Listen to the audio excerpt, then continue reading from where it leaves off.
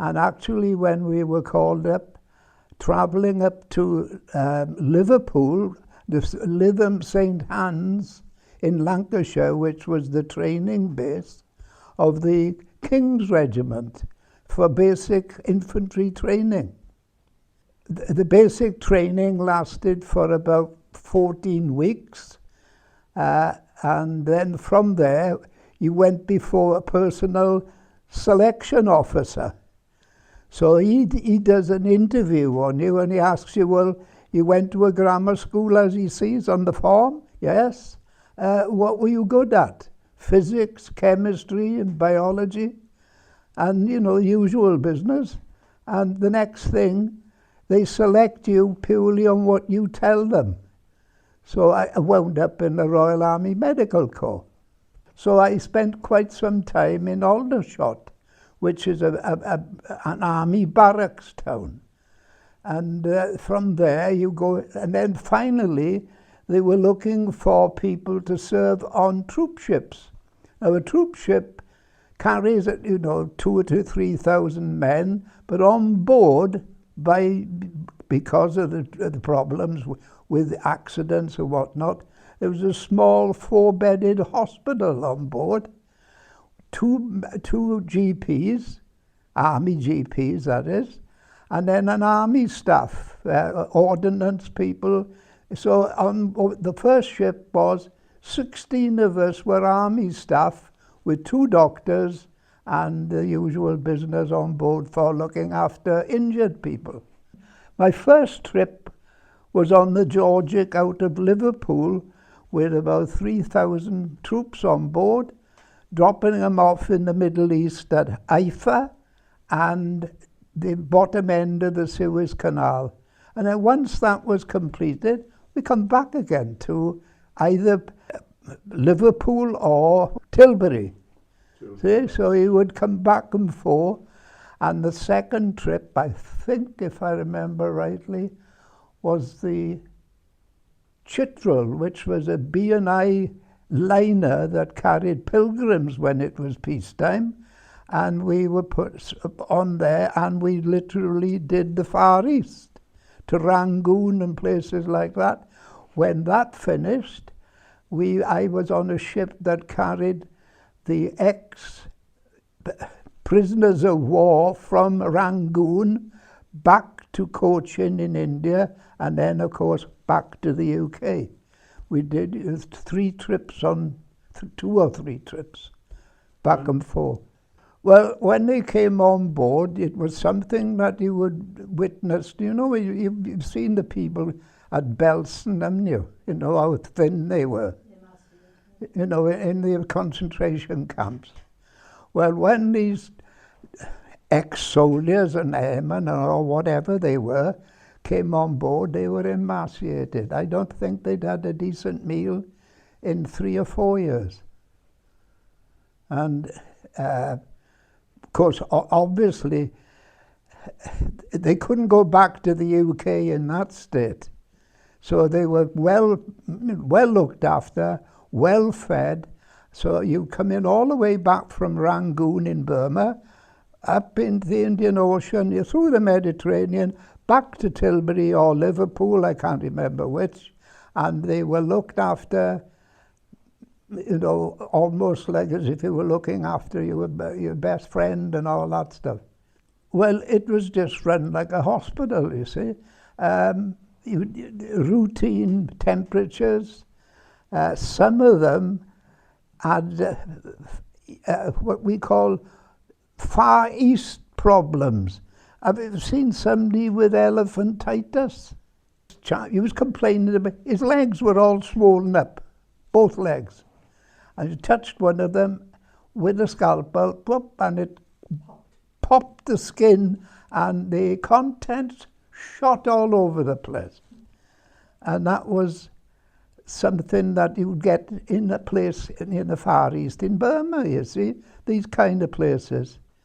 And they had no facilities for doing anything like that until that actual war ended, you see. The Forgotten Army, the 14th Army Group.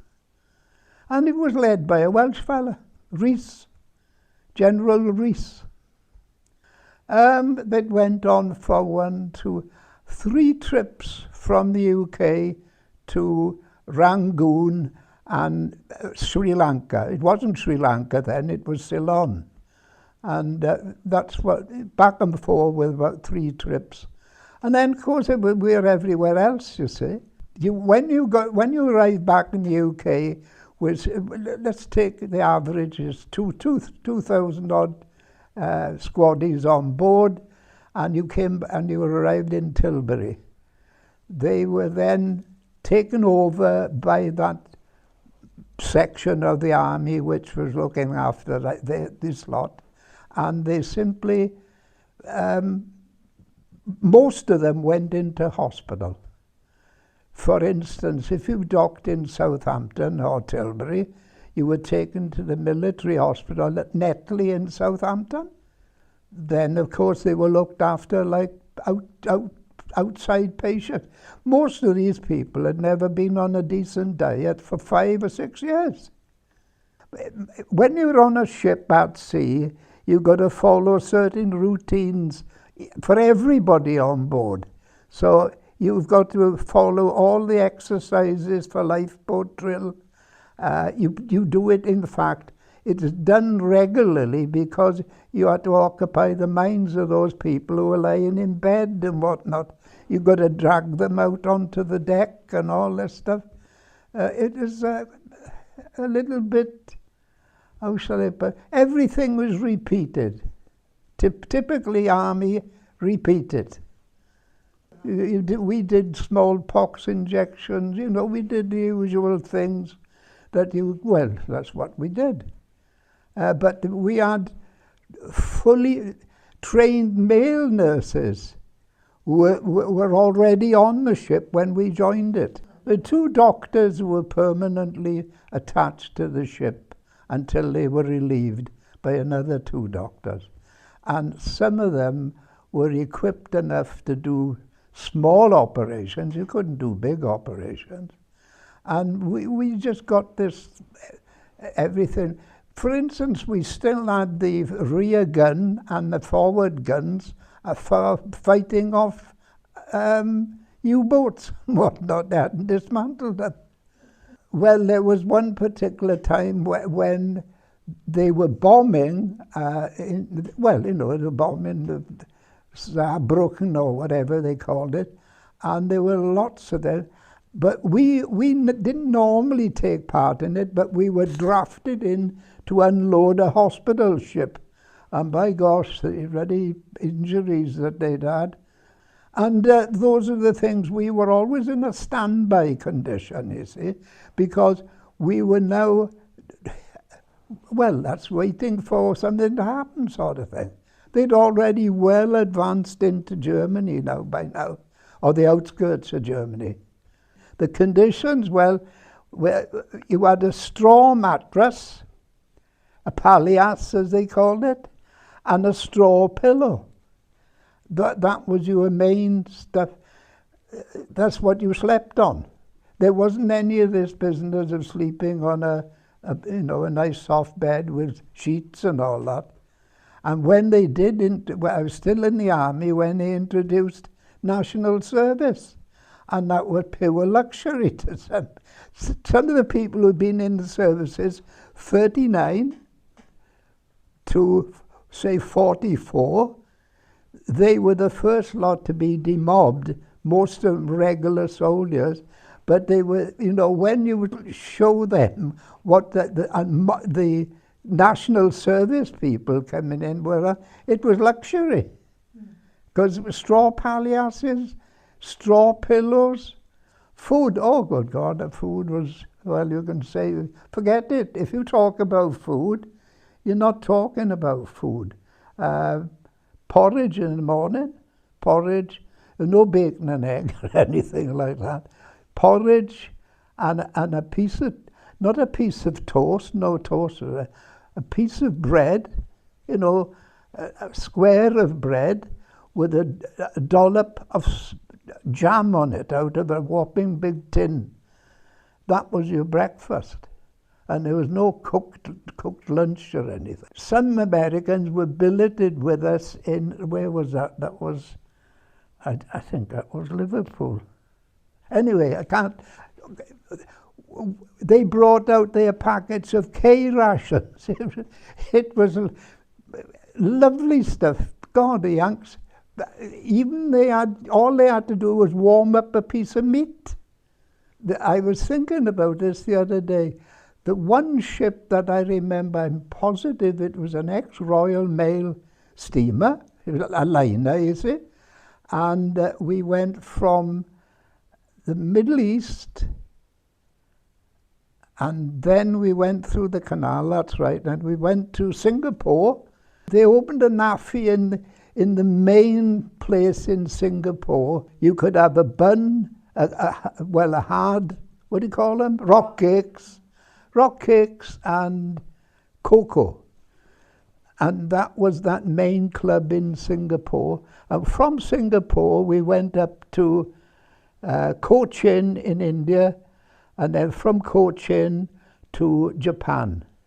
But when we did our first trip to Japan, we couldn't dock in Curie because the flying fortress hammered the bells of heaven out of those places. Continuous bombing by flying fortress. They literally were flying in continuously and bombing Japan, but mostly the southern part of Japan. The President of the United States was a fella called Truman.